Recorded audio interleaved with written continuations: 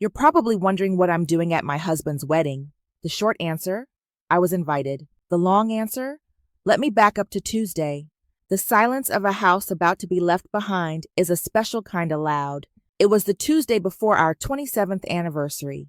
I was packing for our trip, a week in Florence. David's idea. He'd been working so hard, he said. We needed this. I needed this. His phone was on my nightstand. He'd forgotten it. David never forgot his phone. I wasn't the kind of wife who checked. I trusted him. 27 years of trust. But that notification, it didn't make sense. My father once told me, never ask a question you don't want the answer to. I should have listened to him. I unlocked his phone. His passcode was my birthday. It always has been. I opened his email. The most recent, your wedding invitation proof, final approval needed. My first thought, my raw, unfiltered first thought, was, oh, someone forwarded him a wedding invitation, probably Mark's daughter. And then I saw the names, Serafina Vance and Mr. David LaRoche, request the pleasure of your company at their marriage. David LaRoche, my husband, my David. This wasn't a mistake. It wasn't a joke. It was an impossibility that I was holding in my hand. My husband of 27 years was getting married, and he wasn't marrying me. This is the moment your life splits in two. There's before.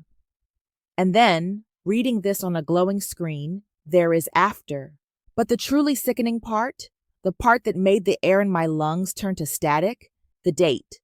This Saturday, 4 days from now. He wasn't just leaving me. He was planning to be a married man on our anniversary trip. The trip to Florence. The lies weren't just lies. They were architecture. An entire cathedral of deceit. And I had been worshiping in the basement. We all learn about the 5 stages of grief: denial, anger, bargaining, depression, acceptance. They missed one. Investigation. The name felt like glass in my mouth. Serafina Vance. It didn't take long. Of course it didn't. This wasn't a secret. This was a press release. She was 31. I was 58. You can do the math. I did. Over and over. I found her Instagram profile. It was public. Pictures at galas, charity events. Then, a photo from 3 months ago.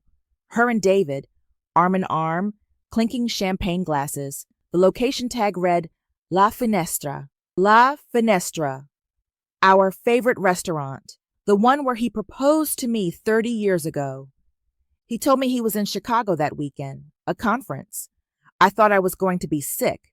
I scrolled further. More photos. David laughing. David with his arm around her. David kissing her cheek at what looked like a family dinner. This wasn't an affair. This was a whole second life. But the question wasn't why. You never really get a good answer for why. The question was how. David was a senior partner at his law firm. Comfortable. Good money. But not this kind of money. Not 300-person wedding at the Grandview money. We had joint accounts. We had separate accounts. We had investments. We'd built our life from nothing. I was a teacher. He was a junior associate. We were a team. Or so I thought. I logged into our joint savings. The balance was wrong. Shockingly wrong. I opened the statement. Wire transfer, $50,000. 4 months ago. Wire transfer, $75,000. 3 months ago. Wire transfer, $100,000. 6 weeks ago. All to one entity, Vance Capital LLC. He hadn't just given her his heart. He had given her our future, our retirement.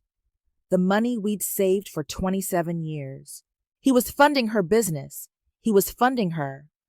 All those late nights at the office, all those stressful projects, he wasn't working. He was liquidating. And then I saw the worst part. AHELOC, a home equity line of credit, taken out against our house, our beautiful, paid-off home, the home my parents left me, the home my father protected, the home he put in an irrevocable trust to make sure no one could ever take it from me.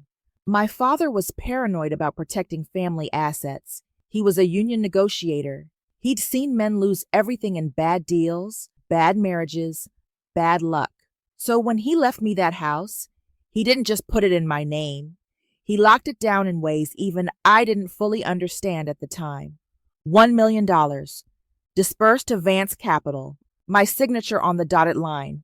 Except I never signed anything. You know, it's funny. They tell you love is a fire. They never tell you that when it burns out, all that's left is ice.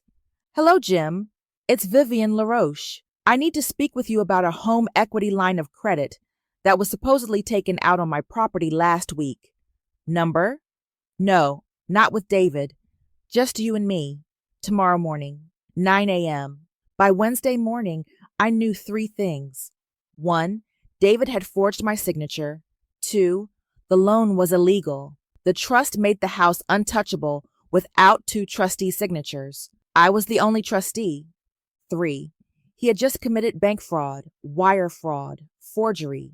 Mrs. LaRoche, I had no idea. David said you were traveling, that you'd pre-signed. He's been a client for 15 years.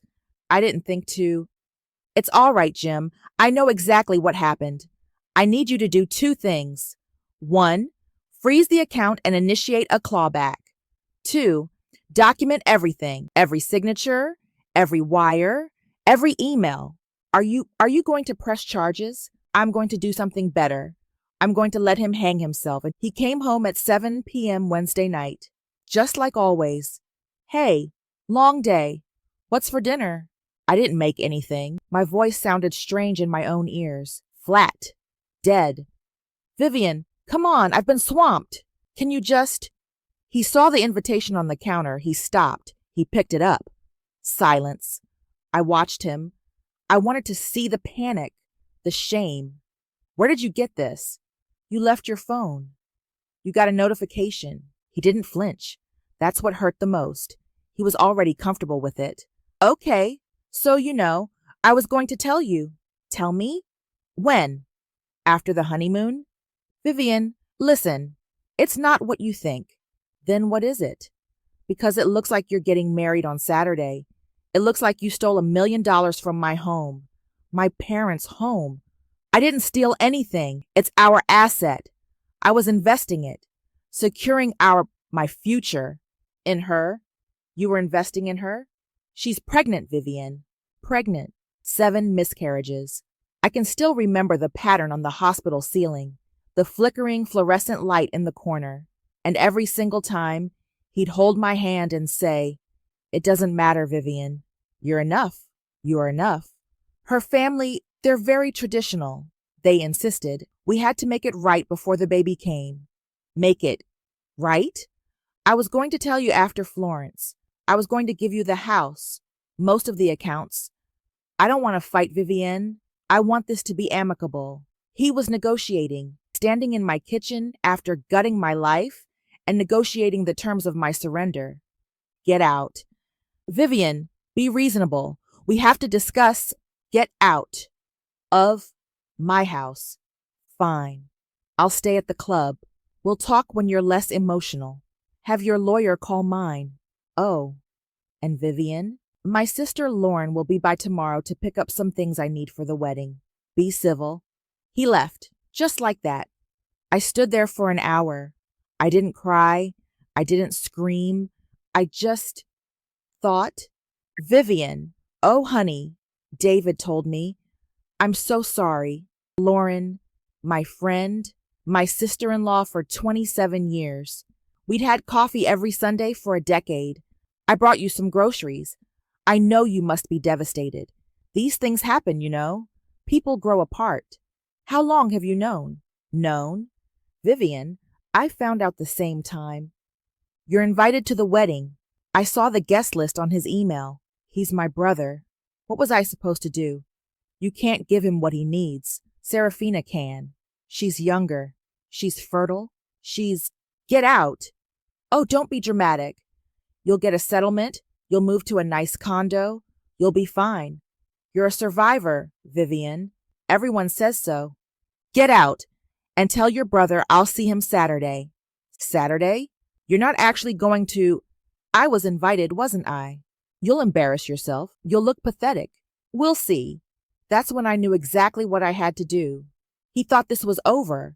He thought he had won. He thought I was going to cry in this house and sign whatever papers his lawyer sent over. He forgot who I was.